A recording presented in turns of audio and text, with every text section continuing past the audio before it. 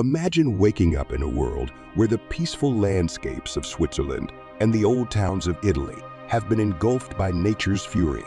Entire communities are evacuated as people race to save their lives from extraordinary natural disasters. Is this just a coincidence, or are we witnessing something much more sinister? These calm locations, known for their peace and beauty, have unexpectedly become battlegrounds between humanity and nature's merciless powers. Rivers are overflowing, mountains are falling, and the sky appears to be raining disaster. The enormity of these events is unprecedented, and everyone is asking why now? What caused these catastrophes? Could this be a message from a higher power or a warning to humanity? What are the true stories of those caught in the middle of these disasters? How are the governments of these countries responding? And what steps are being made to safeguard their population's safety? In recent weeks, Switzerland and Italy have seen a succession of terrible natural disasters, resulting in huge evacuations and widespread destruction.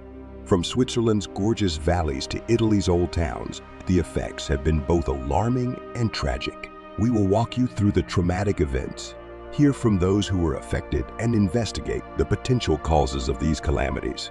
Stay with us as we seek the truth about these unique times. Natural disasters are not unusual in these areas, but the magnitude and frequency of the latest events have perplexed specialists. Switzerland, a country recognized for its stability and readiness, has been ravaged by devastating floods, and entire towns have been uprooted, and the nation's infrastructure is severely strained. Italy, with its extensive history and cultural legacy, is no stranger to earthquakes and volcanic eruptions. However, recent earthquake activity has been much more devastating than typical. Historic structures have collapsed, forcing thousands of people to evacuate their homes. The spectacular landscapes that once drew millions of tourists are now in ruins. As we look further into the events, we will come across stories of survival and tenacity. We'll hear from individuals who've lost everything, as well as others working tirelessly to deliver help and support. These personal experiences will provide insight into the human side of this catastrophe, reminding us of the resilience and solidarity that arise during times of distress. We'll also look into the numerous hypotheses underlying these disasters. Scientists are working around the clock to determine the environmental forces at play, and others believe that these events are a foreshadowing of something bigger. Could climate change exacerbate these disasters? Or are we experiencing a heavenly message designed to awaken humanity from its slumber? Stay tuned as we solve the enigma of these horrific tragedies. We'll look at the immediate impact in affected areas, the response from local and international groups, and the long-term repercussions for Switzerland and Italy. This is not only a story of devastation, but also of hope, resilience, human spirit. As we go deeper into the details, let's start with Switzerland. This country, which is generally regarded as a symbol of stability and natural beauty, has confronted the ruthless power of nature in ways unfathomable. From torrential floods to destructive landslides, the once peaceful landscapes today bore the wounds of these disastrous catastrophes. Switzerland, known for its gorgeous mountains and calm lakes, has recently experienced nature's wrath in a way that has astounded both locals and scientists.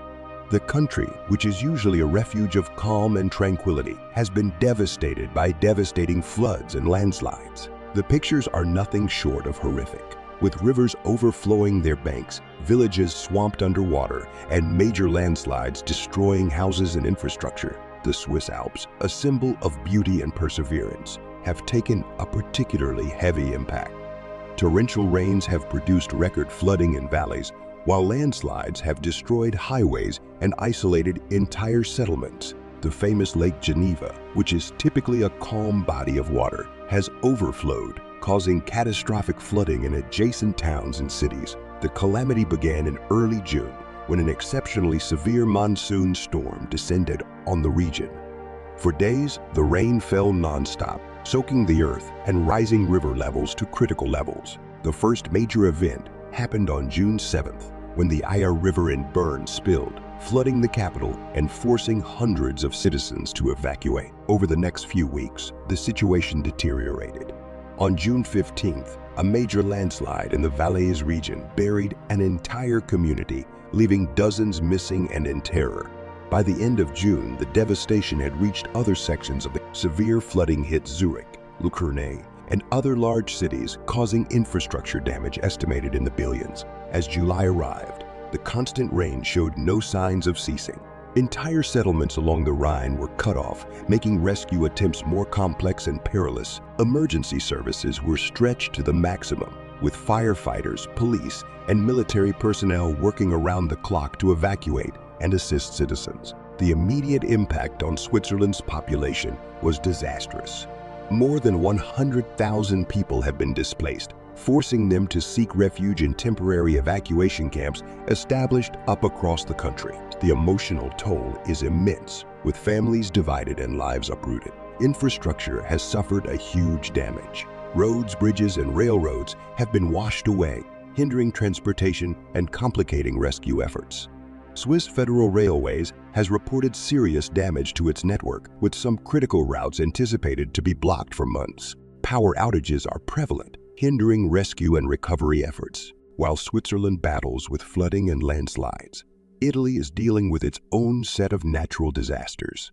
Italy, known for its rich cultural legacy and historic towns, has been hit hard by earthquakes, volcanic eruptions, and catastrophic flooding. The implications for its people and infrastructure are significant and far-reaching. Italy, with its rich history and different landscapes, has recently experienced a succession of disastrous natural disasters that have wreaked havoc throughout the country. From cataclysmic earthquakes to volcanic eruptions and catastrophic floods, the country has been tested to its utmost. The lovely towns and cities, rich in cultural legacy, now serve as reminders of nature's harsh force. In the south, Mount Etna and Mount Vesuvius have erupted, spilling ash and lava and forcing adjacent populations to evacuate. Powerful earthquakes shook central Italy, destroying historic buildings, displacing thousands of people. Meanwhile, the northern regions have been hit hard by heavy flooding, with rivers overflowing and causing widespread devastation. The string of tragedies began in mid-June, when Mount Etna erupted violently, spewing ash into the sky and triggering emergency evacuations. The eruption delayed air travel and deposited ash in the neighboring areas, causing respiratory problems and agriculture damage. Just days later, a 6.5 magnitude earthquake rocked Umbria, causing considerable damage to Perugia and Spoleto. On June 25th, strong rainfall in northern Italy caused the Po River to exceed its banks, causing major flooding over Lombardy and Veneto. Cities such as Milan and Venice witnessed historic water levels, flooding streets and damaging infrastructure. The water lasted many days, compounding the devastation and complicating relief efforts. Mount Vesuvius had begun to exhibit signs of activity in early July, with tiny eruptions raising alarm among Naples residents. The cumulative impact of these calamities has left Italy facing a multi-dimensional crisis, putting the country's emergency response capabilities to the test. The initial impact on Italy's population was profound. Tens of thousands of people have been displaced, and many are seeking safety in emergency shelters.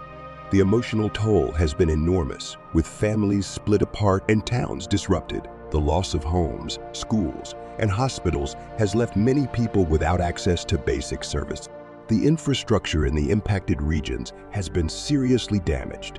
Many historic buildings, including UNESCO World Heritage Monuments, have collapsed as a result of the earthquake. Floods have washed away roads and bridges, interrupting transportation and making it difficult for rescuers to reach those in need. The volcanic outbursts damaged water sources and made agricultural lands unworkable. The emotional and social consequences for the impacted populations are overwhelming. The persistent threat of aftershocks, new eruptions, and flooding has produced a state of anxiety and uncertainty. Schools have been closed, further disrupting the lives of children. The psychological toll on residents, many of whom have lost everything, is severe. Communities are having to deal with the magnitude of the calamity. Local governments and individuals have worked tirelessly to deliver help and support, but the scale of the disaster has exceeded the available resources. The Italian government declared a state of emergency in numerous regions and mobilized all available resources to help with recovery efforts. Aside from the physical wreckage, the human aspect of these calamities is also captivating. Stories of survival, loss, and resilience provide a realistic depiction of the emotional and social consequences. Let us hear from those who have experienced these horrible occurrences, as well as those who have stood up to aid. Among the turmoil and ruin, the experiences of those who have been personally affected by these calamities add a human touch to the tragedy. Maria, a Bern, Switzerland resident, recounts when the Eyre River spilled. "I was at home with my kids when we heard the sirens. Within minutes, water began flooding our street. We gathered what we could and ran for higher ground. It was terrible, but I'm glad we were safe." In Italy, Luca, a Perugia resident, describes his earthquake experience. "It felt like the ground was being ripped up. Our family home, which has been passed down through generations, is now a mass of debris. My family and I are sleeping at a shelter, but the worry of what will happen next is unbearable." Local officials and rescue personnel have been in the forefront of the response efforts. In Switzerland, Hans Muller, a Zurich firefighter, recalls the obstacles they faced. "The extent of the inundation was unparalleled. We worked around the clock to save people trapped in their homes and give emergency services. The community's response was wonderful, but the scale of the calamity was overwhelming." Sofia Rossi, a member of Italy's Civil Defense Squad, describes the rescue efforts following the earthquake. "We spent days digging through wreckage, looking for survivors. It was terrible, yet inspirational to watch our team's determination and fortitude. The international community's help has become a lifeline. Despite the enormous hurdles, stories of community cohesion and support provide a glimpse of optimism. Local companies and volunteers in Switzerland have come together to help people in need with food, clothing, and shelter. The outpouring of support has been overwhelming," says Anna, a volunteer organizer from Lucerne. "People open their homes and hearts to aid their neighbors. It demonstrates the strength of our community." In Italy, the attitude of resilience is also visible. "We may have lost our homes, but we haven't lost our spirit," says Francesca, a Venice resident. "The community has banded together to help one another. In these times of adversity, we witness the finest of humanity." In Italy, the enormity of the devastation has stretched resources thin. "We are doing everything we can, but the needs are enormous," says Elisa, a field officer for Médecins Sans Frontières. "Everything is urgently needed, including medical supplies, food, and clean water. The resilience of the people we're assisting keeps us going." Technologies played an important part in the rescue and recovery operations. In Switzerland, drones have been deployed to survey damage and find survivors.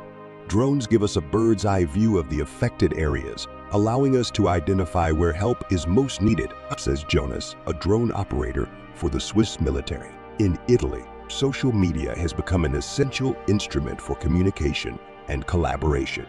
People are using platforms like Twitter and Facebook to share information and request help, says Giulia, the Italian Red Cross's social media coordinator. It's been instrumental in mobilizing volunteers and directing resources where they're needed most. The incidents in Switzerland and Italy have highlighted the necessity of preparation and training.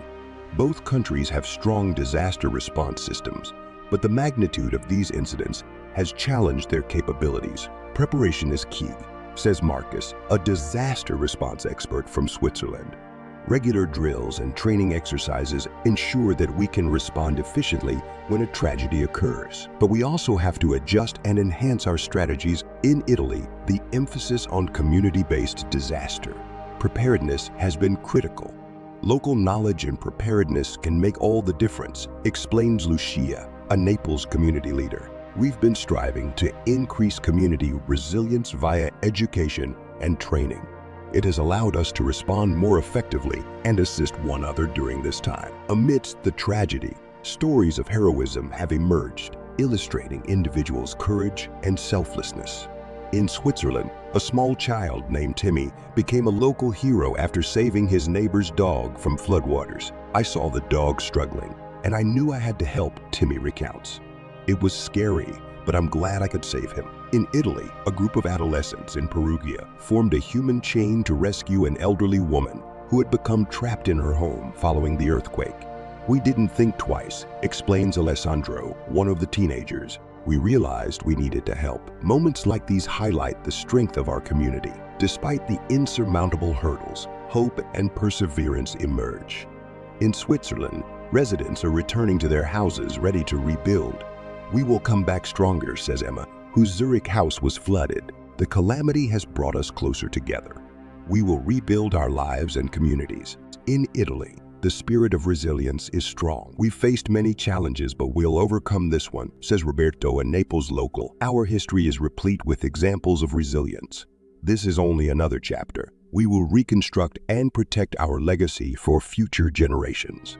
Understanding the underlying causes of these natural disasters is vital. Various hypotheses, ranging from scientific causes to religious and eschatological interpretations, attempt to explain the pandemonium, what causes these catastrophic catastrophes, and how do various viewpoints explain them. In times of crisis, individuals frequently seek meaning and answers beyond science. The recent calamities in Switzerland and Italy have prompted a wide range of religious and apocalyptic readings. Some interpret these events as messages from a higher force, divine vengeance, or a warning. Father Luca, a priest from Rome, offers his thoughts.